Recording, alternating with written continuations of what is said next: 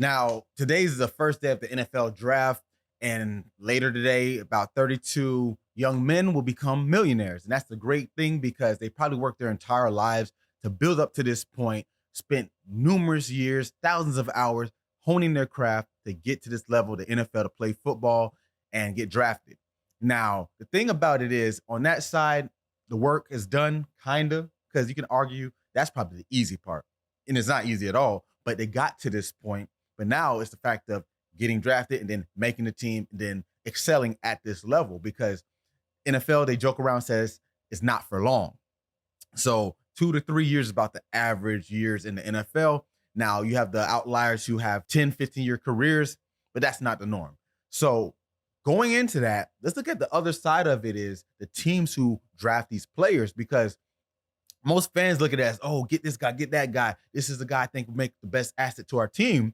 And that is a factor. The player's ability needs to be considered. And they do that. That's why they have the draft and tryouts and workouts and things like that. But what about the actual business side? You're paying millions, especially first round. You're guaranteed 5, 10 million, sometimes more when you sign those first day contracts. So when you take this into consideration as a team, as a business owner, as a GM, all of those factors, you got to play in the risk mitigation of, will this guy, one, play well enough to be an asset to our team, of course, but two, be able to stay on the team because of his behaviors are in check, his habits are good for the team, he can communicate well, be cooperative. These are a lot of factors, and that's why I love psychology, especially applied psychology, which is my specialty, because you can make sense of some of the things from a personality standpoint. I talk about personality traits on this channel a lot. And it's funny because back in 2015, I was doing an internship with my mentor, now colleague and friend, Dr. Ryan Sherman, who I had on my podcast just last week. So check that out. But basically, when I was doing an internship, I had an idea of looking at like athletic identity and personality and mental toughness. And the thing was, I saw it as being a tool that could measure, before a draft or even just college recruitment. You have athlete A and athlete B. They're both the same size, about same weight, same skill set. But what are the traits that are going to make sure to give you a good outcome on your team and you don't lose them to nonsense off the field? So when we did this research, it was crazy because it took numerous years to get all the data, but we got a lot, and it showed us some very interesting things on correlations of the player, the performer, or just the person you would want based on their personality traits, how mentally tough they are, their habits. Because let's say you have athlete A, let's say he's a receiver, 6'4", 200 pounds, and athlete B is 6'4", 200 pounds, and they both run 4.4. They both have same things on paper. Nothing different really there. Yeah, there might be slight differences on their stats maybe, but they're about the same. Draft quality is the same. But athlete A, they're more introverted. They're more agreeable. They're more likely to listen to coach. They're driven, diligent. But athlete B, they're more life of the party, need to be on the scene. They're about money and more material things. It's not saying that B is guaranteed to be the bad choice. It's just saying if we want to mitigate risk, let's look at this. What are they more likely to be? Personality is about the default mode. If I'm put you in a random situation, what are you going to be like? Yes, you can change behaviors. Of course, we can adapt. That's the great thing about humans. But what is he going to do when he's put in a room with a bunch of supermodels for the first time? He has millions of dollars in his pocket. He's probably been around attractive girls, but he was eating ramen noodles. But now he has $10 million in his pocket, or not in his pocket, but his bank account. What is he going to do? Now, you could argue the athlete B, if you use the same reasoning, if he's high on like greed or money or something like that, he may be more higher, have a better proclivity to want to do those outgoing things. And this has been an issue in most pro sports, is when they get money, they want to spend it, have fun, and party. This is very detrimental to your performance on and off the field. So that's where personality comes into effect. So those are just general examples, but let's talk about 3 main traits of personality that we saw that go hand in hand with being mentally tough, resilient, being able to do what you need to do. And then let's look at things that might help be the better draft choice. Now, the first one is conscientiousness. So this is more so being driven, goal-oriented, detail-oriented, some bit of perfection. And you can see why this is important, because a person who's high on conscientiousness is probably going to stay with it if things don't go their way, because they have a detailed plan that, okay, this is what I'm going to do. If it works out this way, if it doesn't, I have this plan, this backup. And if they get deterred, they're going to stay with it, because there's going to be ups and downs in anything, especially in the athletic career, especially at the NFL level. So you want someone who's going to be able to plan things out and be structured. You don't someone who's just going to do what they want at the fly by the seat of their pants. That's not the person you want. They're more impulsive, right?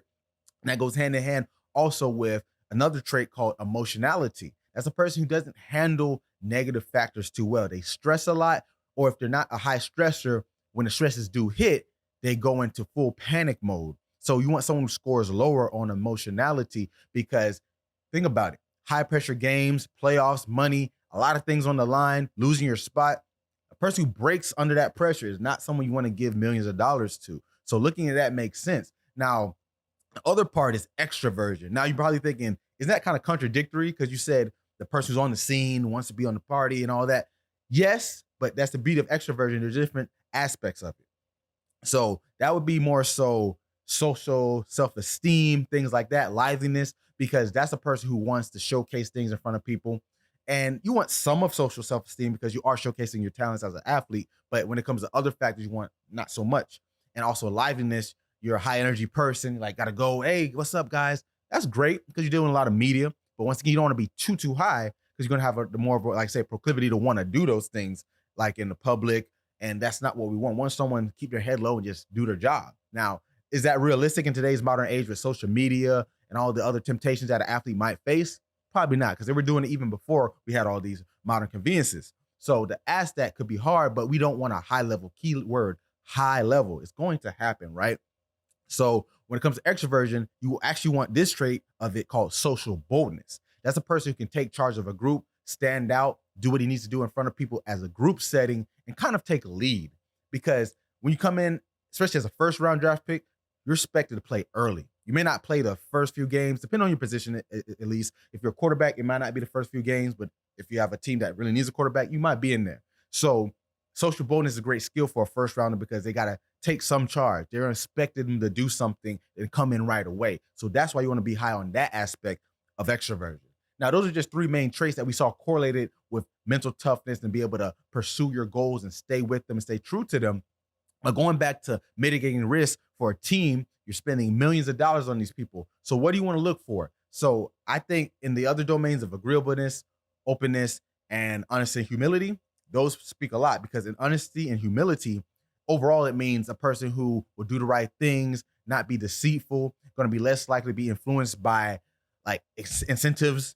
Now, those things have their place, but there's one subfacet called greed avoidance, which is a person who's going to be motivated by money. Now, obviously, they want to be millionaires. There's nothing wrong with that.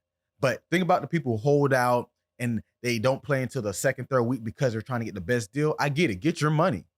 But is there some kind of trade-off when it becomes like, I'm just doing this to get more money, but I'm still good regardless? Because remember, before this draft, you weren't a millionaire. More than likely, you didn't have a lot of money at all. So now that you're millionaire, it's like, okay, what's the extra 10 million? That's a lot of money. Don't get me wrong. I'm not going to act like it isn't. But if you're already getting 20, 30, another 10 million is just icing on the cake at that point. So you can see how this not necessarily makes them a bad player. They still go out there and kill it on the field. But you can see what kind of message is that going to send to the team? Thinking like, oh, it's your first year here and you're already causing this kind of drama trouble for people who've been on team 4, 5, even 6 years. Coaches that's been there 4, 5, 6 years, GMs. You're stirring up the pot and they're not going to really like that. And you can't assume that it's going to affect them later on. Maybe they'll be great after they settle the money issue. Or maybe it's going to dig deep into other things because now you're showing that's what you're really about. Meaning the next big check comes, you're out of there, which is fine because that side of athletics I agree with. These teams, you're just a product to them, but at the same time, it's a give and take relationship. So get your money, of course, but make sure both sides can walk away. They always say the best deal is when both sides can walk away amicably with the best part on both ends. If one side's getting way more, it can't be perfect 50-50, but if one side's skewed way more, that's not a good deal.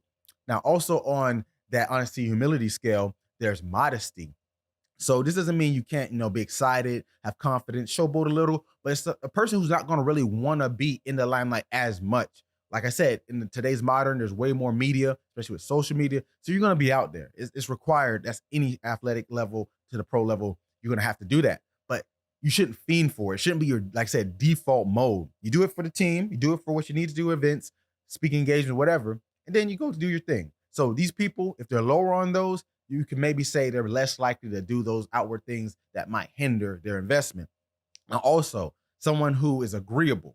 Now, agreeable, there's two subfacets I'll talk about, which is flexibility and patience. These are great because flexibility means you're able to be cooperative as a team, go with people that may not see eye to eye with you. And think about it, you got 52 guys on that team. You're not going to like all of them, but can you be flexible in your thinking and say, you know what, maybe we have different opinions, but I can see where you're coming from. Let's make this happen.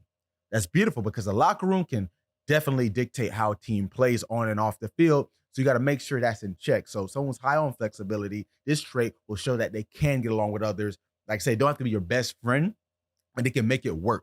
Also, you can look at something like patience. These people are not quick tempered. In a sport that's high testosterone, blood rushing, breaking bones, there's a lot of easy ways to get angered, whether it be another player, a coach, or a referee. Especially if it's a player or referee, you definitely could get some penalties, which will cost the team yards and could even cost games. You can see why this person, they'll be less impulsive. They score higher on patience because they're not going to have those knee-jerk reactions that's going to make them do things that could be detrimental to the performance. Now, the last part I want to talk about is the openness factor. This trait is a person who has outside the box thinking. Now, you don't want too outside of the box because remember, it's a team.